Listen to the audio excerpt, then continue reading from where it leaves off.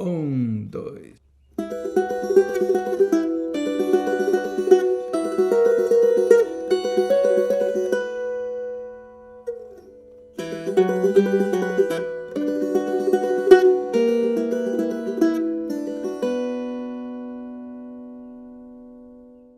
Esse projeto tem o nome de Concerto para Vaca e Boi, entrelaçamento das violas tradicionais brasileiras com a viola da gamba baixo. E ao meu lado, um grande amigo, um grande músico, Gustavo Frecha. Gustavo, como é que foi para você a experiência de trabalhar diretamente com o compositor?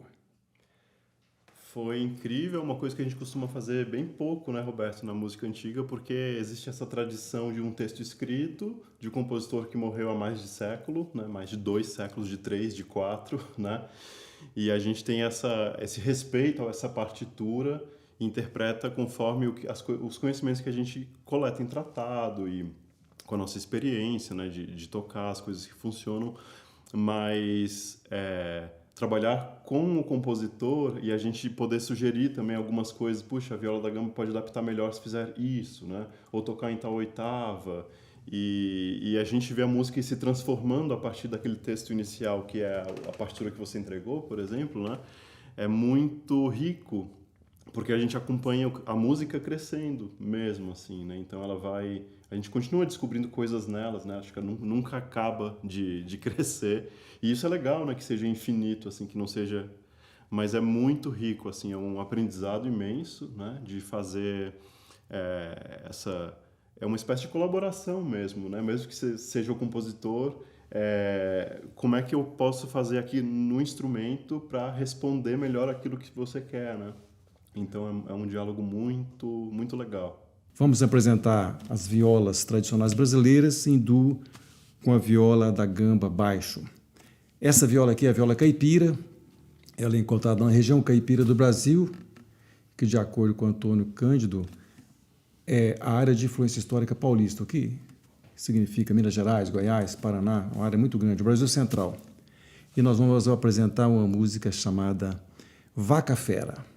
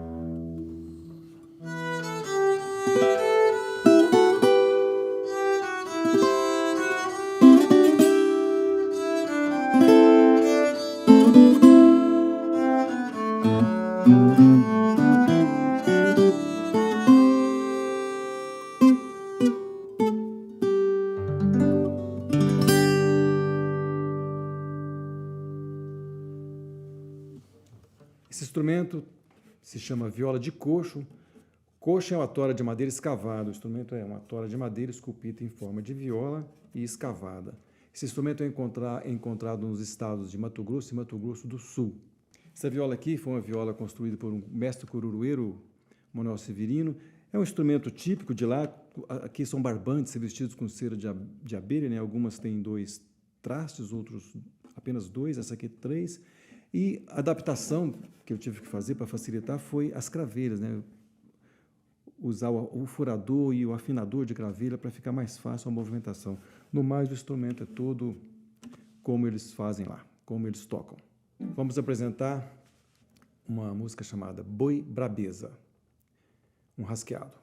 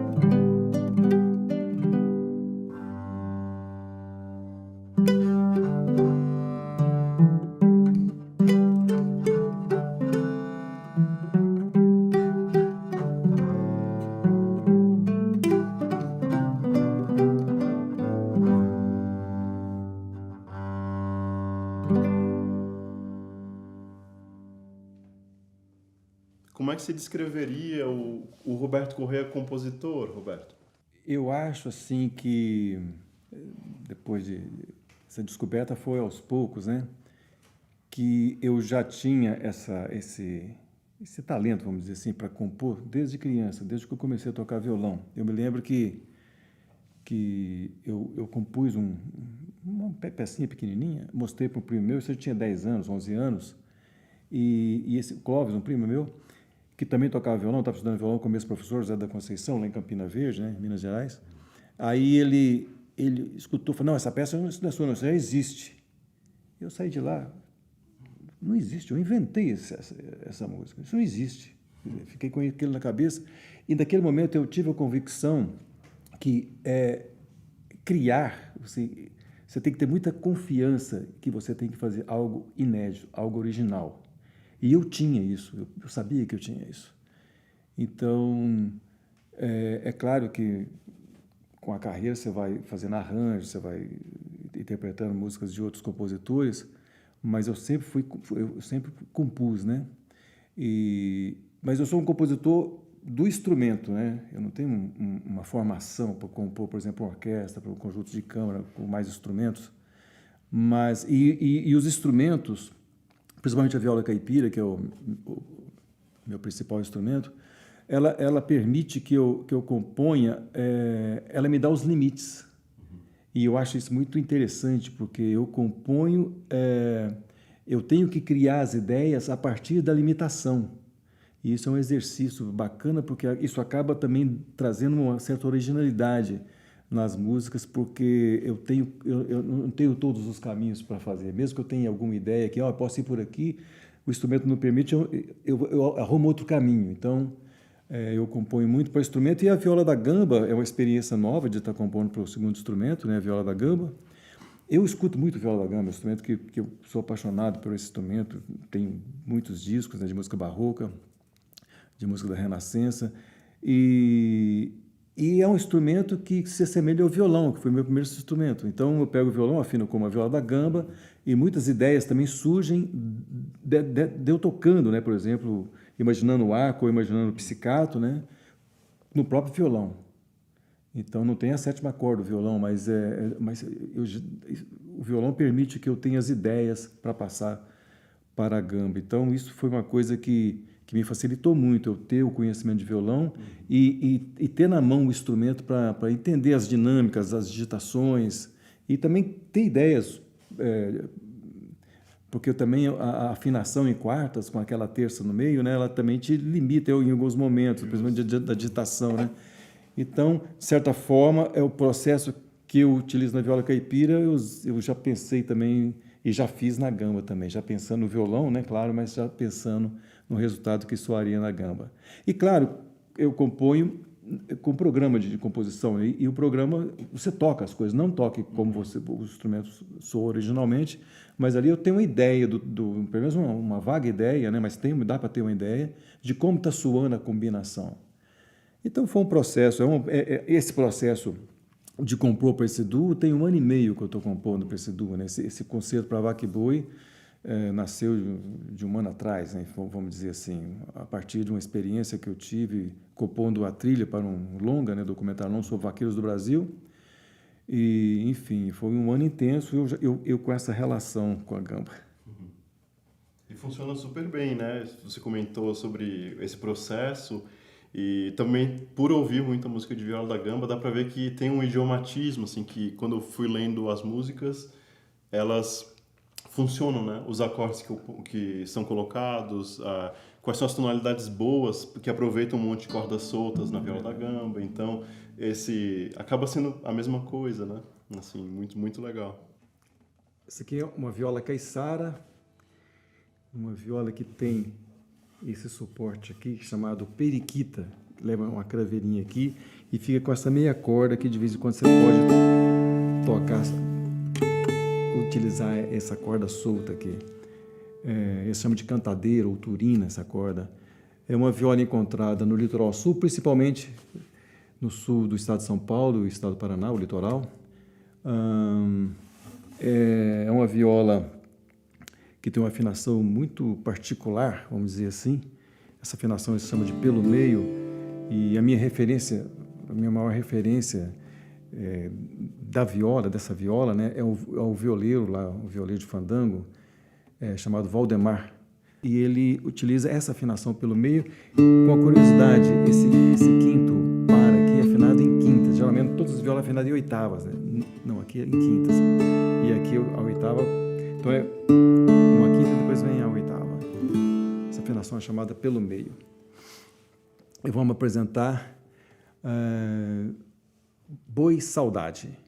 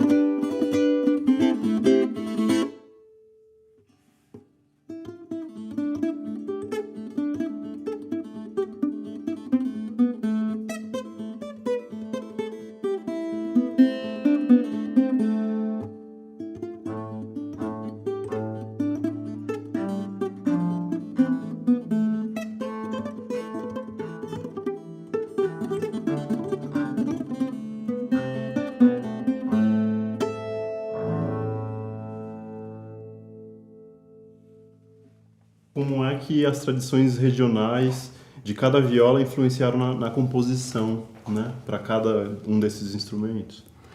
Eu sou um compositor de música contemporânea e tenho as referências, eu utilizo as referências que eu fui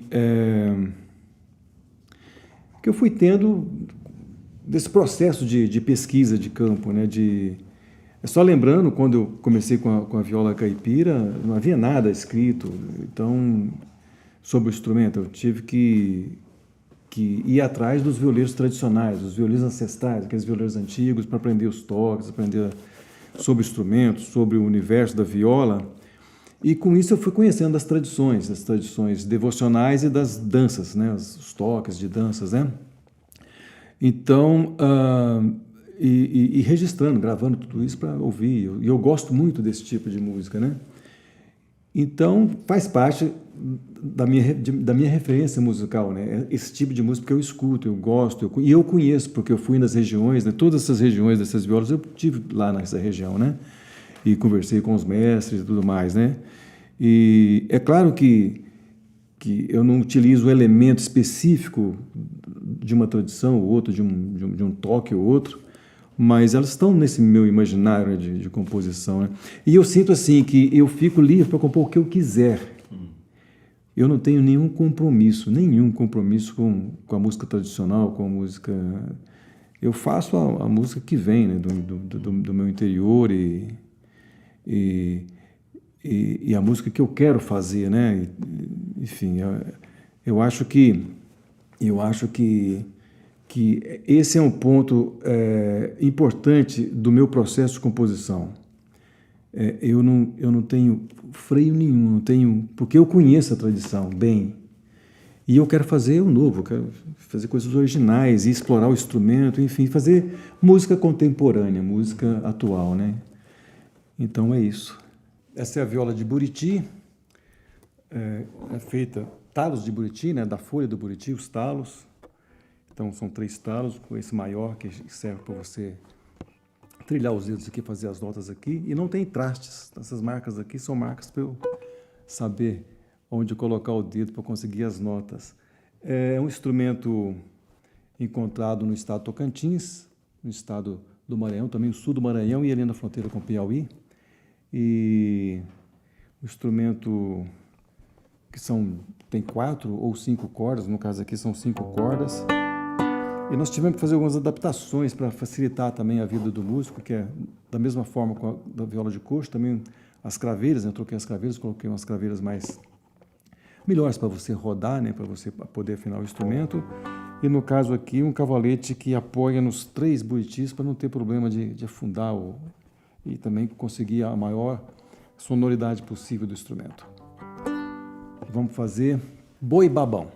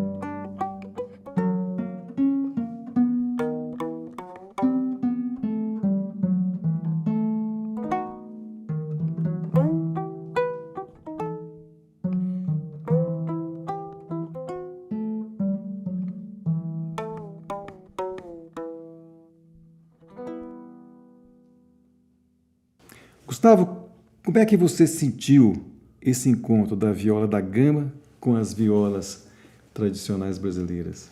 Especialmente para algumas violas foi bastante insólito, né? Uma coisa que a gente conversou do jeito que as músicas estavam escritas e a gente foi experimentando para também a viola da gamba entrar um pouco nesse universo, né? Então, nunca imaginei, né? Primeiro que eu não conhecia a viola de Buriti, né?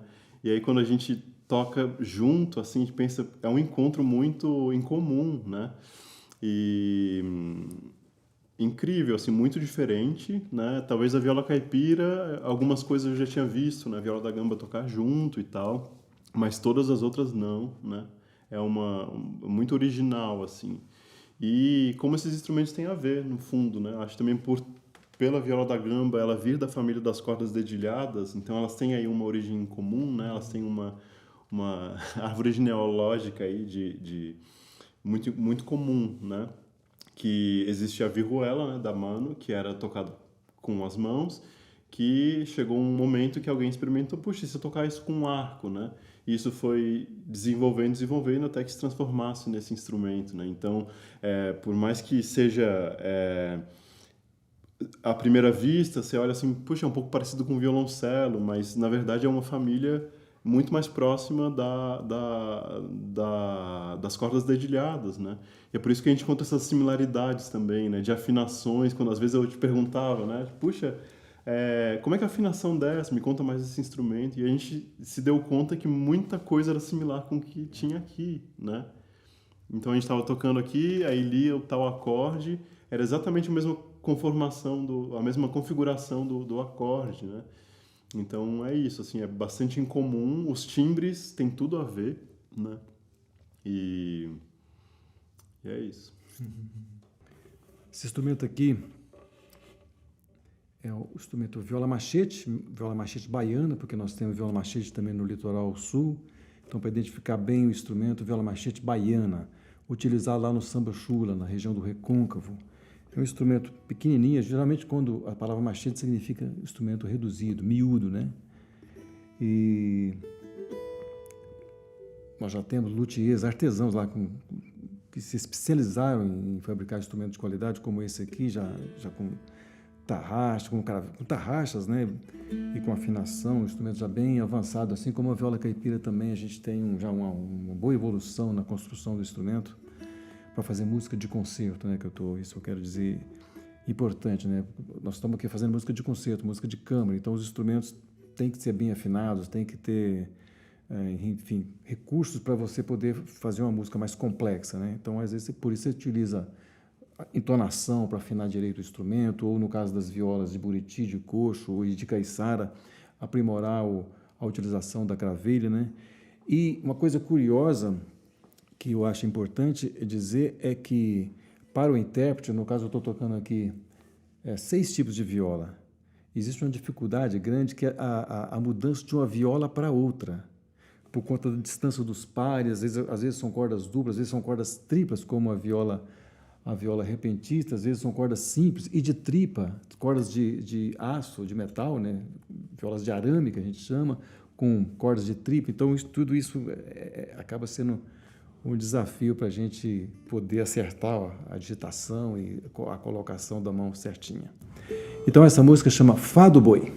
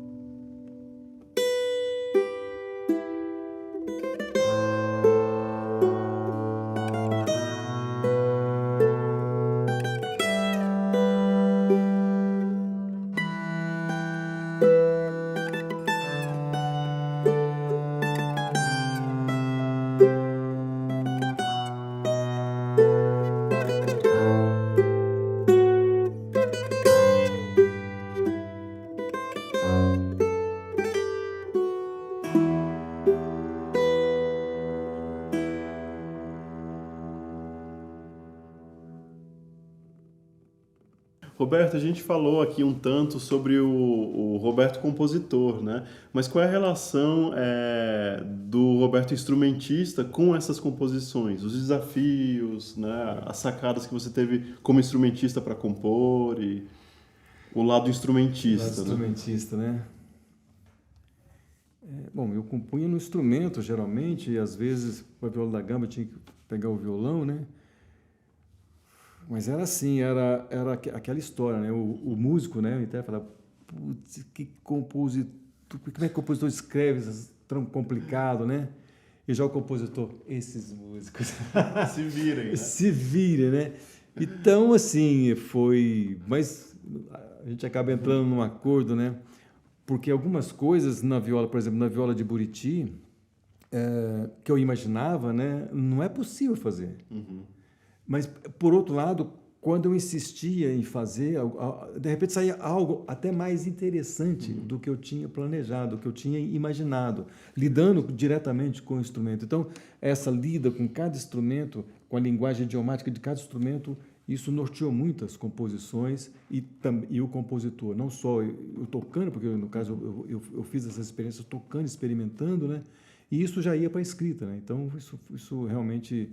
Essa troca do músico com o compositor foi um processo que o que cada instrumento entregava, né, para mim, com a minha técnica, né? Então isso foi um processo que resultou nas composições, ou seja, eu finalizei as composições de uma forma harmônica, de uma forma em que o compositor ficou satisfeito e o músico também.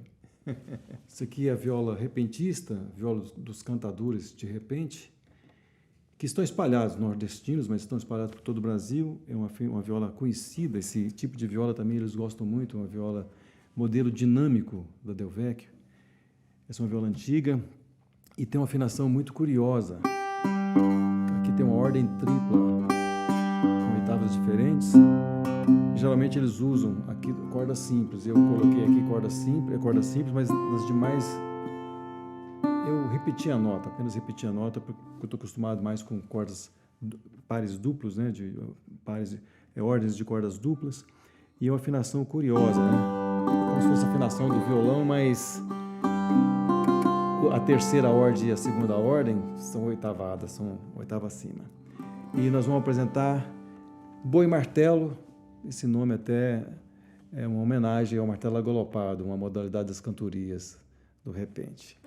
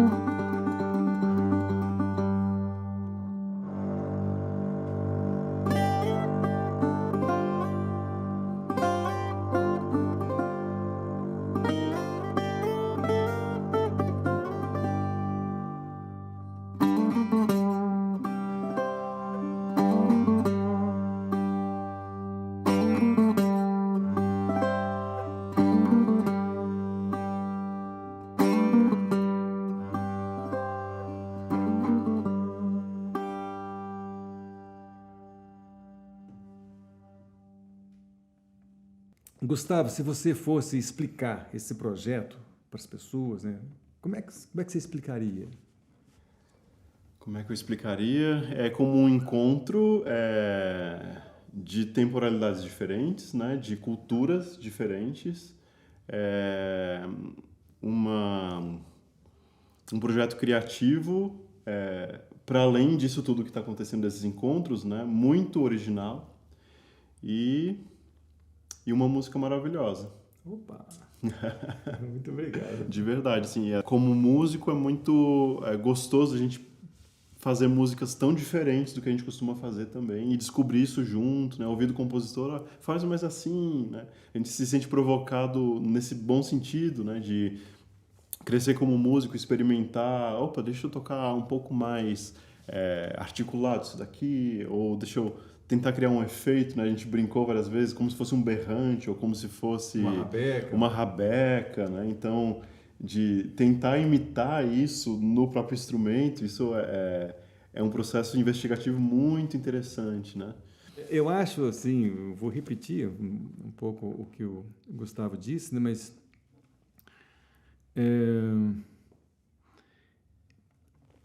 eu como compositor, né, eu tive a oportunidade de... Eu gosto muito da música barroca, é a música que eu mais escuto. Eu gosto muito da viola da gamba, talvez seja os discos que eu mais tenho são de viola da gamba. E eu tive a oportunidade nesse projeto de compor, de escrever para a viola da gamba. E a oportunidade de escrever para a viola da gamba com outras violas que não são da minha região. A minha região é caipira, eu sou um caipira, né? Então, o meu instrumento principal é esse, a viola caipira, né?